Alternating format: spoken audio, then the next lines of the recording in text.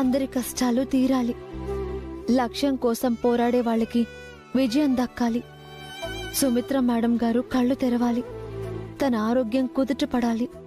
అలాగే ఆనంద్ ఎక్కడున్నా తన ఆచూకీ దొరకాలి. ఆనంద్ని దొరికేలా చెయ్యమ్మా.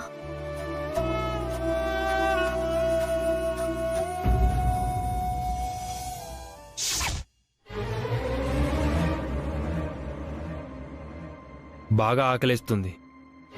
రోజు ఈ టైంకి బాబాయ్ ఫుడ్ పంపించేవాడు. ఈరోజు ఎందుకు పంపించలేదు? బాబాయ్ మర్చిపోయాడా? చా, అంతా ఆ దామోదర్ గాడి వల్లే. నమ్మించి చీట్ చేశాడు. 50 lakhs తీసుకుని పారిపోయాడు. వాడి వల్ల నేను క్రిమినల్ అయ్యాను. వాడు దొరికితే తప్ప నేను ఈ జైలు నుంచి బయటపడను. మమ్మీ హాస్పిటల్ పాలైంది. మమ్మీకి ఎలా ఉందో ఏమో. Oh my god, please help me. నన్ను ఈ ప్రాబ్లం నుంచి బయటపడి ప్లీజ్.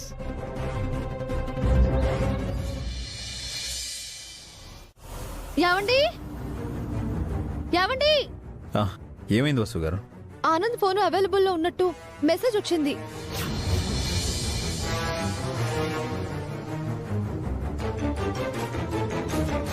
వెంటనే ఆనంద్కి ఫోన్ చేయమ్మా.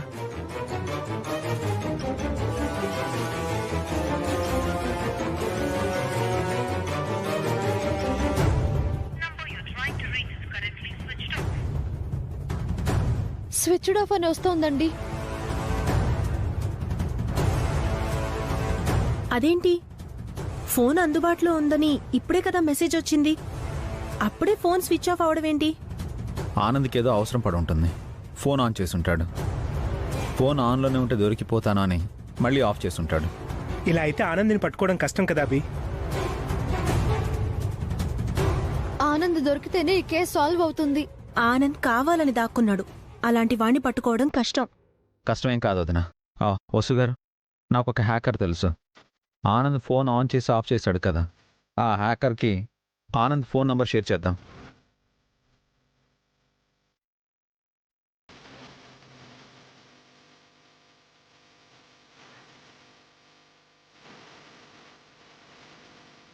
హలో. Hello sir. రాజేష్, అయితే చిన్న పని పడింది. చెప్పండి సార్. నాకు కావాల్సిన వ్యక్తి ఒకరు ఫోన్ స్విచ్ ఆఫ్ చేసుకొని హైడ్లో ఉన్నారు. తను ఇందాకే ఫోన్ ఆన్ చేసి మళ్ళీ ఆఫ్ చేశాడు. తన లొకేషన్ని ట్రేస్ చేయగలవా? తన ఫోన్ నెంబర్ సెండ్ చేయండి సార్.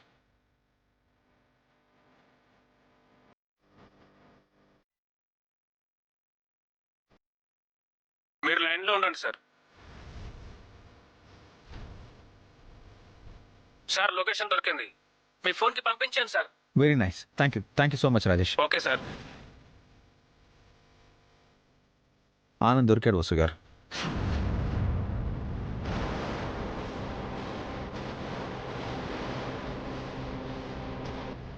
పదండి, వెంటనే ఆనంద్ని తీసుకొద్దాం.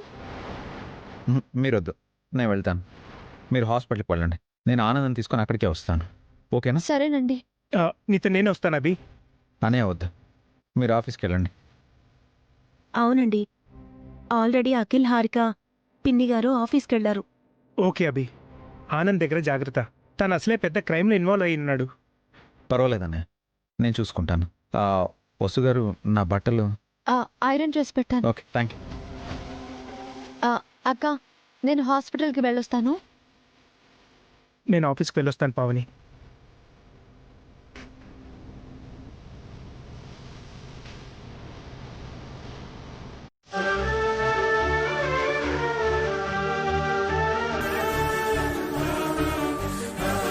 మమ్మీ ఇంకా స్పృహలోకి రాలేదు.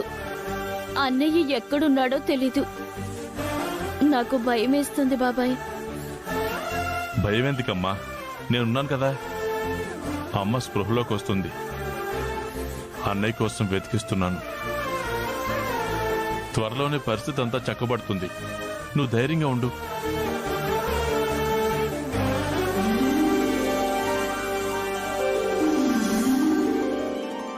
వసుగారు, వసుగారు, అమ్మకింకా స్పృహ రాలేదు. భయంగా ఉంది. అమ్మకేం కాదమ్మా, తప్పకుండా అమ్మ స్పృహలోకి వస్తుంది. నిన్ను ఆనందని వదిలేసి అమ్మ ఎక్కడికి వెళ్ళదు. నువ్వెందుకు వచ్చావు ఇక్కడికి? మళ్ళీ ఎందుకు వచ్చావు? మా వదిన్ని ఏం చేయాలని వచ్చావు?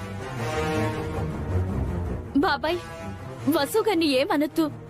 నీకు తెలీదు వైషు, తన వల్ల ఇదంతా నమ్మించి మోసం చేసింది. ఆ నమ్మక ద్రోహం తట్టుకోలేకే వదినికి హార్ట్ అటాక్ వచ్చింది. తను అమ్మని చంపాలనుకుంటుంది. మన కుటుంబాన్ని సర్వనాశనం చేసి మన కంపెనీని సొంతం చేసుకోవాలనుకుంటుంది. చేటరమ్మ, తను క్రిమినల్, హంతకురాలు. Shut up.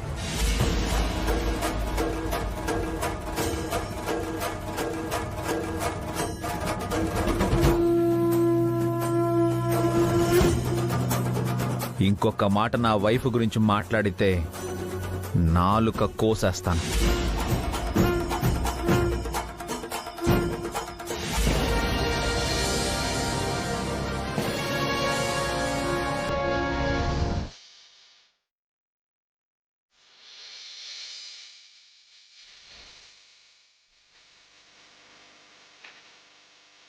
అన్నయ్య, వైసు, అన్నయ్య, ఏంటన్నయ్య ఎక్కడికి వెళ్ళిపోయావు? అమ్మకి హార్ట్ అటాక్ వచ్చింది, ఇంకా కళ్ళు తెరవలేదు. ఏమైపోయావు? Sorry Vaisu, I'm really sorry. వీళ్ళ వల్లే ఈ ప్రాబ్లం నుంచి నేను బయటపడతాను. నీకు తెలీదు ఆనంద్, ఇలాంటి వాళ్ళని నమ్మకూడదు. వీళ్ళని నమ్మకపోతే ఆ దేవుణ్ణి కూడా నమ్మలేను బాబాయ్. మమ్మీకి కూడా వీళ్ళంటే నమ్మకం. ఇప్పుడు వీళ్ళే నా ధైర్యం.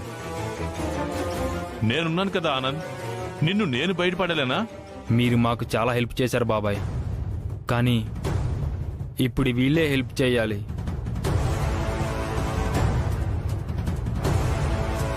నేను ఈ క్రైమ్లో ఇరుక్కోలేదు సార్, ఇన్వాల్వ్ అయ్యాను. ఓన్గా బిజినెస్ చేయాలని మమ్మీకి తెలియకుండా ఫేక్ డాక్యుమెంట్స్ పై మమ్మీ సంతకం పెట్టి 50 lakhs ఫైనాన్స్ తీసుకుందాం అనుకున్నాను.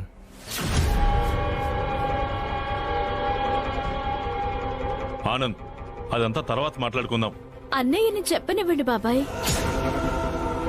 అసలు ఇలా చేయమని నీకెవరు చెప్పారు ఆనంద్? అది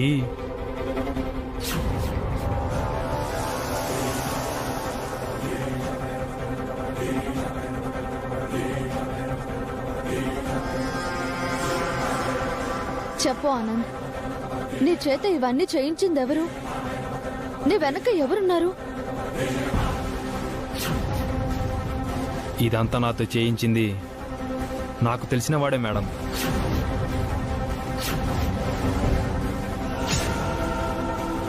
నాకు బాగా కావాల్సిన వాడే. నన్ను నమ్మించి చీట్ చేశాడు.